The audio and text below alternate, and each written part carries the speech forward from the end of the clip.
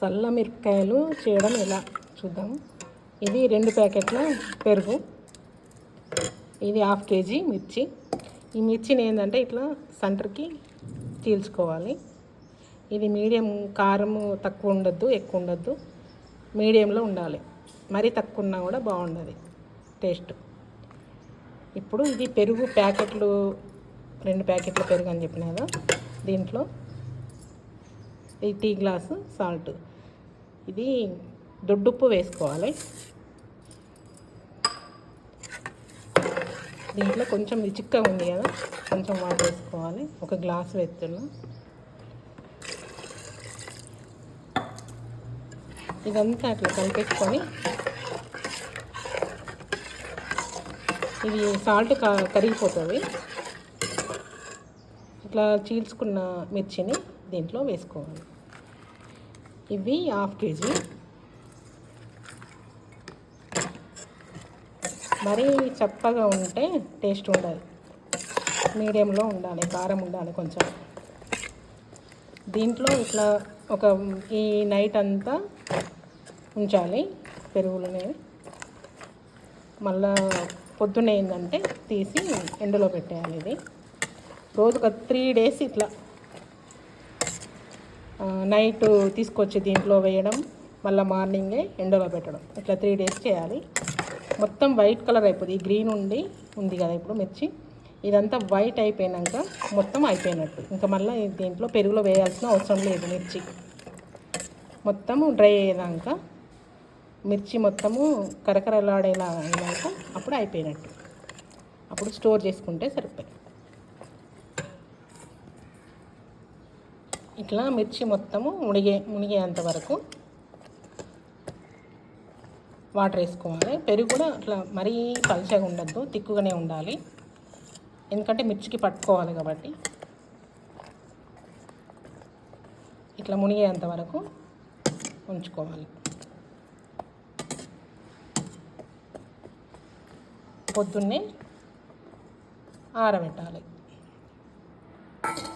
ఇది మొత్తం అయిపోయిన తర్వాత నేను మళ్ళీ చూపిస్తాను. మూత పెట్టేసుకుంటే సరిపోతుంది.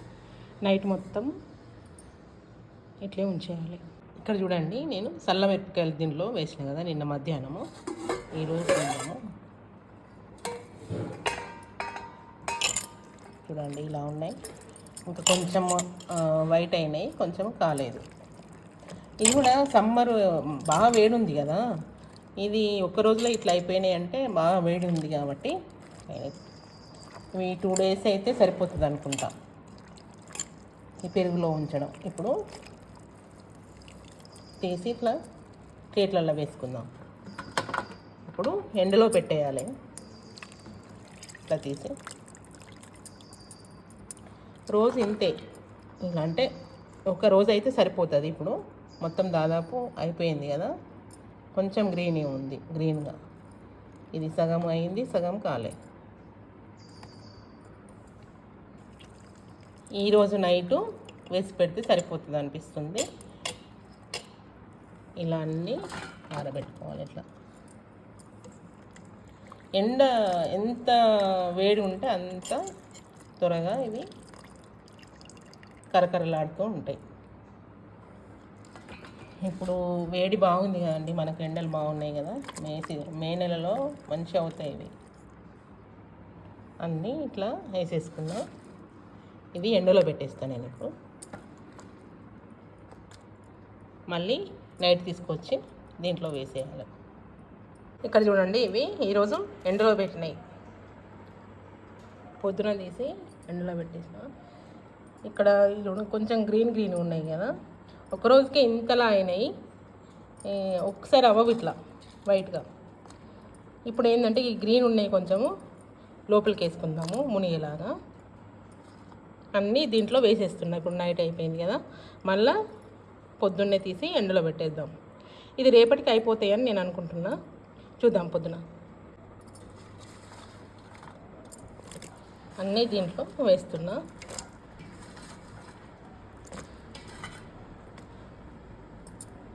ఇట్లా ఏంటంటే తిక్కుగా ఉంటే మంచి ఆయిల్ అనేది పైన మీగడ ఉంటుంది కదా పెరుగుకి, అది మిర్చికి పట్టుకున్నది అనుకోండి టేస్ట్ ఉంటాయి బాగా. మీగడ లాంటిది తీసేయకుండా పెరుగులో అట్లే ఉంచేయాలి. అప్పుడు ఇట్లా తెల్లగా పట్టుకుంది చూడండి, ఇదంతా మీగడ. ఇది టేస్ట్ ఉంటుంది దీంతో. ఇది పొద్దున మళ్ళీ ఎండలో పెట్టేసుకున్నాము. ఈ కొంచెం కొంచెం గ్రీన్ ఉన్నాయి కదా, అవి కూడా మొత్తం వైట్ అయిపోతాయి. రేపు ఒకరోజు అయితే ఈ పెరుగులో వేయడం సరిపోతుంది అనుకుంటా. చూద్దాం పొద్దున. ఈరోజు సెకండ్ డే. మళ్ళీ తీసి ఇవి ఎండలో పెట్టేసుకుందాం. ఇవి దాదాపు అయిపోయినట్టున్నాయి, మొత్తం వైట్ కలర్ అయినాయి. చూసాను, ఇవి మళ్ళీ వేయాల్సిన అవసరం లేదు అనిపిస్తుంది. 2 డేస్కే అయిపోయినట్టు. వేడి ఎక్కువ ఉంది కదా, అన్నీ ఇట్లా ఆరేసుకుందాం.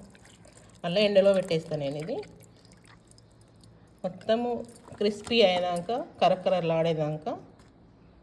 ఇప్పుడు ఇట్లా చూసిండే ఇట్లా పట్టుకుంది అంటే ఇది మీగడ, పాలది పెరుగులో ఉన్నది ఉంటుంది కదా, అది ఇట్లా పట్టుకొని ఉంటేనే టేస్ట్ ఉంటుంది. మిర్చి ఇవి దీంట్లో మళ్ళీ వేసుకోవచ్చు, ఈ పెరుగులో మళ్ళీ ఒకసారి వేసుకోవచ్చు మిర్చి. మళ్ళీ ఇన్ని చల్లమిరపకాయలు అవుతాయి.